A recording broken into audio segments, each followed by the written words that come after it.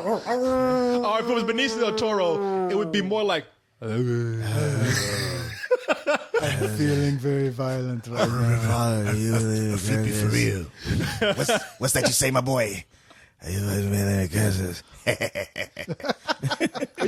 drunk? I'm doing both of them. Okay, all right. We have the Wolfman, brought to you by Leon. Wolfman. Leon is the Wolfman? That's He's right. a were-lemur at best. Hey, man, I'll bounce all around this room if you keep it up. I'm the were-badger. Badger. Yeah, he'll crawl all up in your ass. You ain't careful. So. Oh, that's the were-hamster. And that's Cyrus's Starting deal. out there already. I'm putting know. elastic around my pants sleeves. That's all I'm saying. But we say that because I think that Benicio del Toro is really, really, really miscast for this movie. Oh boy, is he miscast in this movie. And I was trying to give that brother a chance. I don't too. think he's a bad actor. It's not like Keanu Reeves in Bram Stoker's Dracula where you're like, you just can't act. Oh no, that's a whole other level This right is there. like, you just don't belong in this. Oops, sorry.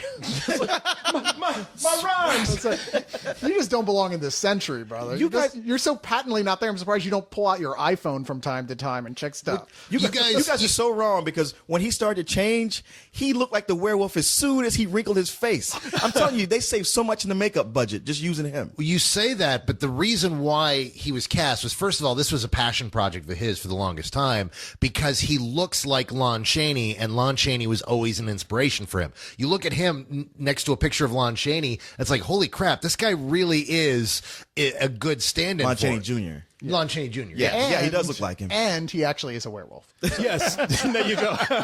That does help. I was born for this project. No, That's what happened to the first 8 directors.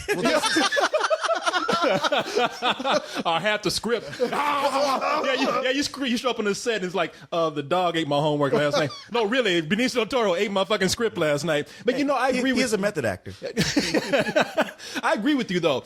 I was saying, like, man, he doesn't look right for this movie. But if there's one thing that I think he is right for, is that he does have a very painful face. I mean, not painful just to look at him, but painful as in he's just carrying a lot of pain in him. And this is a tragedy. I'm really torn on whether or not to say he's miscast in this. I like Del Toro a lot. I think there are scenes in this that he's really great in, but also he's reportedly really upset that he was not able to do some of the things he wanted to do with the character because of the way the director that came in and took over this project decided to run the film. Things like act. Yeah. Well, I mean, keep in mind, Actually kill people. This movie was directed by Joe Johnston, he's a classic shooter. He's just a guy that comes in. You get him to come in and finish up a series. He did Jumanji, Jurassic Park 3. Page Master. He came in 3 weeks before this movie shot. This was a Mark Romanic film, and Mark Romanic was having issues with the fact that the studio kept cutting scenes because of budget, because they wanted to cut back on the Wolfman's budget. But because it was in the middle of the writer's strike, they couldn't bring in a writer to fix certain elements of the story. So he was upset that they were going to make a film that wasn't cohesive, that didn't make any sense, that was centered around several scenes, but had lost several of its big expensive scenes. And he kind of gave them the ultimatum and said, look, either you fix this or I walk. And they said, fine, walk. And so he left, whether he was fired or left. Yeah, they brought in up other in the air. directors like Frank Darabont. And Well, they talked to them and they settled on Joe Johnston, who then just came in, took everything that was done and said, okay, action.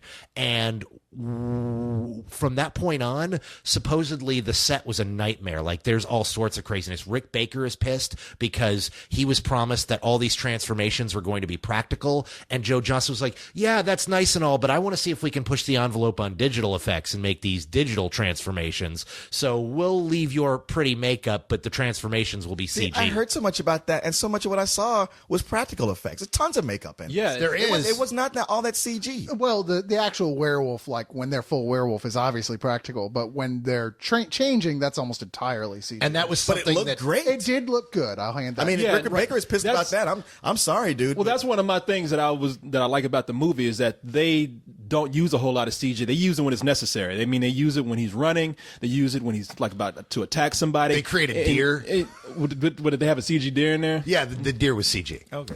Well, that's deer. Harrison got the hell out that movie too. He's doing that werewolf was coming, so I don't mind that too much. But I mean that's one creative decision that he may have made that did in fact work out kind of well. But I think that Joe Johnston was not the right guy to do this for a lot of reasons.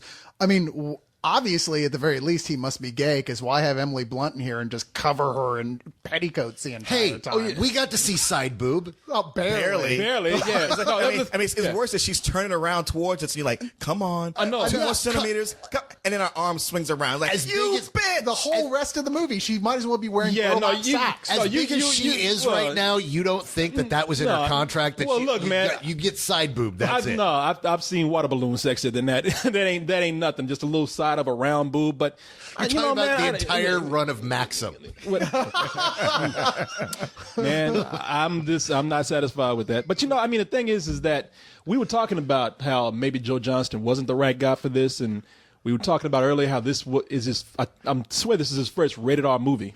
And I mean, the closest thing that he's come to like being an edgy movie like this is Jurassic Park 3.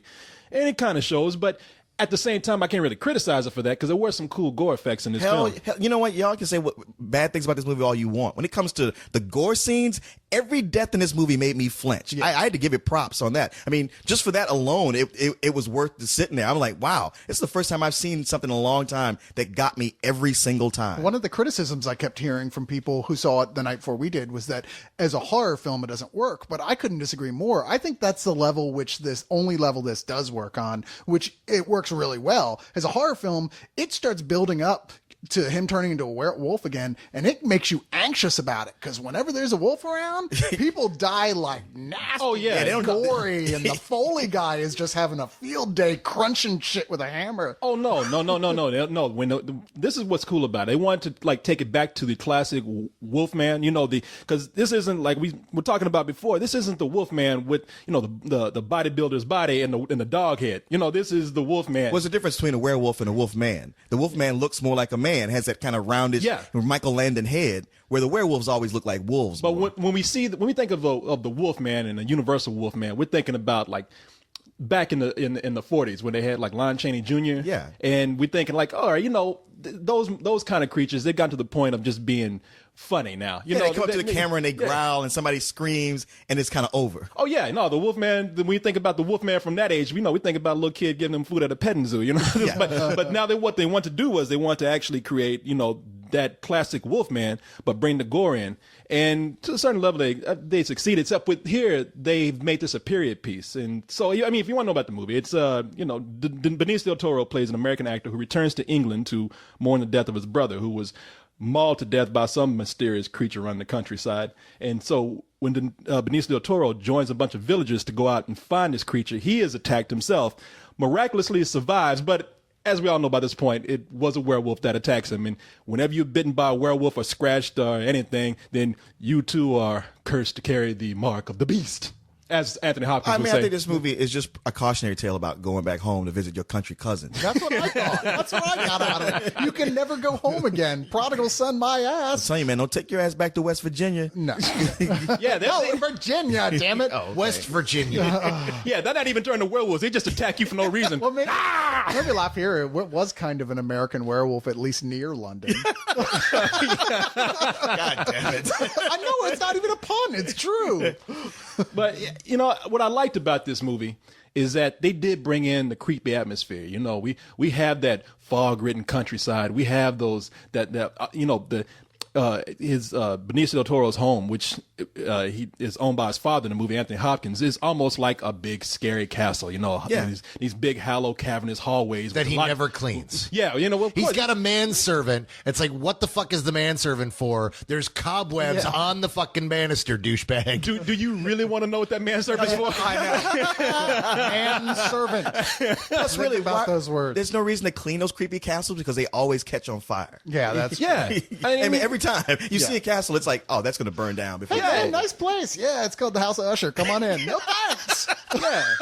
Yeah, what are you going to do? It's a castle. If you take the cobwebs out, then you ain't got no creep. Yeah, you can just see the guy. Yeah, the guy's dusty. Like, hey, what the fuck you doing? I don't know, man. It was you ruining my creepy feng shui. It was the unevenness of those settings that kind of threw me off of this movie because it was just to the point that it was silly most of the time, and then occasionally it wasn't there at all. I mean, when it was silly, like the castle itself, it was like Marilyn Manson took a shit on the set, and it was just, everything's covered with candle wax and cobwebs and dripping blood. That's Jesus, what have you been eating? I know. Metaphorically speaking. It's like if Marilyn Manson shit on your carpet. He's probably hanging from the roof and he's dropping back guano down. Yeah. I gotta completely agree with you guys. I think it's an incredibly moody movie. I love just how it feels. The whole movie feels damp. It feels, very. It captures that kind of essence of the time. Although I have to say, if anything was badass in this movie, how badass was Hugo Weaving? That's what I was going to say, man. Hugo Weaving has that Hugo Weaving snarl. Everything he says, like, I'll have a pint of bitter. And then the bitch done dropped the pint. I'm surprised he didn't slash her open himself. He's not even a werewolf. He'd be like, what? I know. He is really great in this movie. He has so much presence, and the character he's playing, for those of you that don't recognize it right off, he's playing the character that Johnny Depp played in From Hell. Yeah, because they say that he's looking for Jack the Ripper. Well, he's the guy that was looking for Jack the Ripper. Yeah, they dropped clues of that. In fact, he says that, I'm looking for Jack the Ripper. Have you read my resume? Mr. Del Toro. I don't know, man. I mean, I think he's a great actor, sure, but I didn't see anything that special about the part that was written for him here. I guess that's my biggest problem. It's like, wow, you're kind of ineffectual, really, dude. You're not really. They keep building you up like you're this badass, but then you don't really do anything. It's like they almost every time they show him in a scene, the camera starts at his feet and pans up his body, like, oh God, it's Hugo Weaving. I didn't know you were standing there. Well, he's not given a very strong cast to work with. I mean, I think the two strongest people in here are Anthony Hopkins and Hugo Weaving. I mean, you have a lot of other side characters who are in here, but they're not given a lot of things to do. Well, Anthony Hopkins is strong because he makes the most out of what he has. Yeah. But he just walked around like a little fat gremlin with a twinkle in his eye. Oh, yeah. And you knew he was up to something from the very beginning. Every time he delivered a line, you're like, what you got going on, old man? Well, that's I don't the trust thing. you. He's just walking through the hallways, just grinning. I mean, he is very creepy, delightfully creepy in this movie because you wonder but there's a moment where you just want to stop and say, okay, all right, man, what the fuck are you laughing about, okay? Yeah. What did you do? He's just every single scene he's sitting there chewing on the curtains or the furniture. I'm of the opinion that he was walking around going, they told me they'd never be able to make a sequel to Nixon, but here I am. The character who was in here the most, though, that we haven't even talked about yet, who's in almost every single scene, is the goddamn moon. Jesus Christ, we get it already. Yeah. I mean, every scene no. transition is the moon. Yes, every it's 2 minutes. the Wolfman. Yes, but it's still a point where you're like, we fucking get it. Jesus Christ. Cyrus, I didn't think about it, but I have to agree with it. It was like bugging me, and I couldn't put my finger on it. Oh my God. But that moon was everywhere. It was too much. They should have just had the moon turn around and wink and say, guess what's about to happen? Well, I just like how they're in this geographical anomaly where they have a full moon like every 3 days. I know. Yeah. No, That's not. They illustrate the passage of time. They just don't With show that us the time-lapse 27 photography over and over and over again. Yeah. There was some of the stylistic touches there just really didn't work for me at all. Yeah. Well, I think this is the problem when you have a film. When you look at this film and you really take a close look at it, you can see the film that Mark Romanek clearly wanted to make when he was setting everything up. Sure. Mark Romanek, if you take a look at that brilliant video he did in the 90s for The Perfect Drug, for the 9 Inch Nails, that you look at that and you look at everything here and you see how he was going to probably get this like creepy, almost Tim Burton kind of feel off of it without being Tim Burton, without being kooky and weird.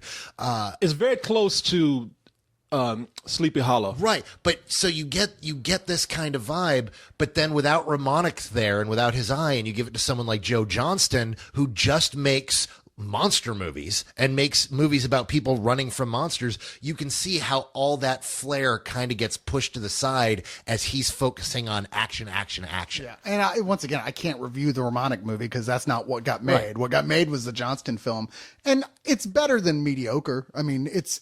I'm not going to say that, but I would say if you're a big fan of monster films, then by all means, you'll probably enjoy this. Well, but I can see people coming out of this really disappointed. Well, I can too, because as much as I was enjoying the film. I mean, I can't say I was loving it. I can't even say I was like really having a great time. I was just like, okay, this is fun. But and I'm not going to ruin anything here, but I really don't like that Kung Fu climax ending that they had. This where they got pretty much had it turned into like a Shaolin werewolf fight. I liked it better in Wolf. You know what? I've seen it. Like you mentioned Wolf, and just almost every other werewolf movie I've seen has that. And it's almost like it's a staple of these movies. Yeah, I've never liked it. It's like the dance off, and Yeah. that's been happening. It's got to have a dance off. Right. You got to have a werewolf fight. I mean, there was a complete with a Milli Vanilli chest bump. You know what I mean? But I was willing to forgive it, thinking like, well, there's going to be something really cool after this, and there wasn't. And so I was kind of like, oh man, it needed something better to cap this off. Yeah, I mean, I like the direction it took. I just thought like, oh man, this looks silly. I mean, it just didn't. It looked kind of funny to me. I was laughing more than I was on the edge of my seat. You know, I mean, I really think this movie is a lot of fun overall. I mean, that's the most you can say about it, and that's like kind of almost like a backhanded compliment, because I can't say it was really scary. It was kind of tense in some moments, like you say, when that werewolf attacks, that werewolf ain't fucking around this movie. There are 2 extended werewolf attack scenes that I had me on the edge of my seat, and every time he got somebody, I just kind of folded in on myself, like, God damn. There would I call those 2 scenes a werewolf buffet. You know, it was like slopping werewolf hogs or something. it's I mean, like the day Oprah quits her diet. Wait a minute. Before I say like make it sound like those are the only 2 cool scenes, everything with the asylum was great. Yeah. Okay. Every part of that was creepy. Can I just say something about that asylum? That scene is great because they lock a bunch of people into I'm an talking about asylum. even before. When they first put him in there. Oh, when it's trippy? Oh, Everything from the moment he goes into the asylum to the big werewolf attack, all through all that was like the best part of the movie. That was the that's, highlight. That's Yeah. one of those things where, again, the crew they assembled, there was a production designer in there who's obsessed with the authenticity of that kind of stuff, and apparently did just mounds and mounds of research on what asylums looked like at that time so that he could present a truly realistic, creepy portrayal of how fucked up asylums were. Oh yeah, they nailed that. Oh yeah, no, there's a fever dream that Benicio del Toro is having at asylum, and that's pretty effective. What I did not like about I love this scene, I hate this scene. There's a scene where all these people are pretty much locked into this asylum while this professor is giving the lead doctor at the asylum is giving like this whole thing about how, look at this guy here, is Benicio del Toro strapped down. Clearly he's not a werewolf. Yeah, he's like, this guy here, he's delusional. He thinks he's a werewolf. Clearly Science! he's not. Yeah. And you could just tell, like, it's one of those scenes where it's just going to be limbs, blood all over the wall, because Benicio del Toro is telling them, like, hey, look, let me go. I'm going to kill everybody in this room if y'all let me out. It's not going to be my fault. It's the you wouldn't like me when I'm angry. Yeah, exactly. He gives the warning. I'm on wolf crack right now. I'm not at fault How here. did you not like? What did you not like? I tell you what I that? did not like about that. It was very cartoonish in some parts because of that professor. That professor was very cartoonish. Awesome. That's Yes, so much fun. I'm right there with Leon, man. You are high. That is awesome. This man is clearly disillusional. That gave me so much more enjoyment than almost anything. The one I was thing thinking I'll that guy is a caricature. I didn't like that. The one thing I'll negatively say about that scene is they really telegraph what happens to that guy so far ahead of time. You're like, come on, man, you can't throw a line out like that and not have us go, come on, really? We're just waiting for it at this Yes, point. you're just sitting there waiting for it, and the anticipation is great. That whole sequence is actually the centerpiece of the fucking movie. That sequence is so badass. Yeah, no, I had a good time with the film. I don't think it's what they wanted it to be, but as much bad press as this movie was getting, I don't think it's as bad as it came out. I really did have a lot of fun, and I got to tell you something, that just based on atmosphere alone, I think on DVD, this is going to be the perfect Halloween film. I was thinking that too. It's like, how well is this going to work when you're watching it at home? Where like some of these parts where it's kind of slow and there's not a whole lot of character development, but you're making your popcorn, you're getting snacks, you're getting everybody ready. So when it gets to the good scenes, you're right there, especially watching in the dark. They deleted a ton of stuff as well. Apparently, they're really proud of this DVD they've got coming out. They've got lots of extras, but most importantly, there's something like 27 minutes cut from the film that include a whole sequence at the beginning of the film where we get to know Larry Talbot before he just kind of jumps into the movie. So I'm really curious to see that and see how moody the final cut turns out. Yeah, I mean, after a very slow beginning, I have to say the movie picked up, and it was a really very slow beginning. I mean, between that slow beginning And I gotta tell you, I just can't say enough how Benicio del Toro was miscast because he was putting me to sleep. I don't think he was miscast at all. I think he was just. I think the direction Johnston took, because I've seen Del Toro a number of times, and he can be all over the map. He can be frenetic. He can be low key, and I think he was being really hamstrung. I'm not saying that he can't act because I think everybody here likes Benicio del Toro, but in this movie, I mean, I don't know. Maybe it's bad miscast direction. is the wrong word. Well, I don't know because every time I saw him on the screen, I just got the feeling he didn't fit in that period. I mean, he might as well just came on and said, "Hey, you know, brother, I'm a Wolfman." Almost every line he delivered just felt like he was standing out from every other actor in there. Well, man, come on, I'm a Wolfman, I man. wasn't clear. Were they saying that his mother was a gypsy that Anthony Hopkins had married? Who cares? No. No, because she should seem darker skinned. I'm surprised it didn't just have footnotes at the end. There was so little character development at all. Oh, and by the way, here's all the parts we didn't have time to tell you. Yeah, about. you going by Might that have been painting of his ignored. mother or the look what she looked? Yeah. They just ran out of peach colored paint. You know, next thing they had available. No, you know what? I give this movie a very low matinee, but a matinee because watching it in theater. I mean, you know, when that Wolfman attacks, that sound gets loud. And it's like it really gets you pumped to see another Wolfman attack. So I had fun watching it in the theater. Yeah, I agree with you. I give it a low matinee. I mean, the film it's very visceral, but that's all it kind of is. It's just really good when it is that visceral. And yeah, if you see it, you don't want to see it like casually, half-ass watching on some TV. You'll probably hate it. If you do end up watching this at home, turn that shit up because it's those jump scares and the way it like comes out at you that you're gonna go, okay, that was actually kind of cool. Yeah. I found it really so entertaining when it worked. Yeah, not much character development, acting. The parts just weren't that well developed. But the stuff it did right, I absolutely loved, and especially after not just the bad press, but just it being pushed back so far. I had really low expectations, and I thought, considering all the problems you guys were talking about this movie having, I thought it overcame it as well as better than could be expected. And I give it a high matinee. I completely disagree with all of you. It is a solid matinee. I don't understand where this low or high is coming from. It's a matinee movie. It's good, but it's not great. I liked it. I didn't love it. It failed to connect with me emotionally. But when it was cool, it was really freaking cool. I liked everybody in it. I even liked Benicio. I'm really anxious to see the director's cut and see if it actually goes. If it gets better, if there is a really good movie there. I don't know. I don't necessarily believe that there is, but I really want to see it. So. Solid matinee? Are you serious? Is he a wear critic or something? We only have him on when the full moon comes up so we can get a real fucking review from this guy.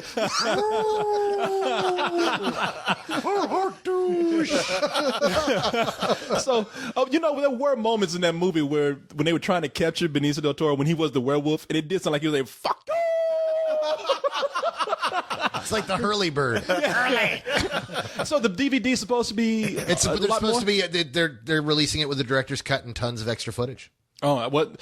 I really would like to see that because I do feel like this movie was missing a lot of stuff. Yeah, no, and that's exactly what you'll feel like walking out going, wow, I really would like to see the longer movie. Yeah. 15 more minutes of side boob.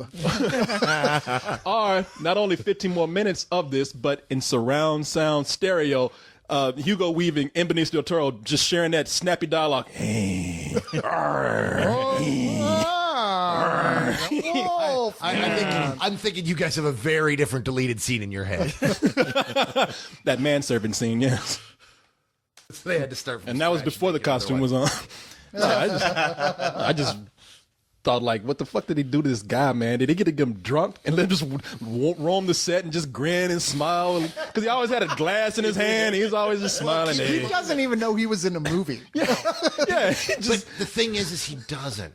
There've been things for like 15 years about the fact that he is in and out mentally. That he's still a really great actor because it's so ingrained in what he does. He can memorize his lines. He can walk in. He can create this character. Then he totally forgets doing it. Like he doesn't remember filming Nixon at all.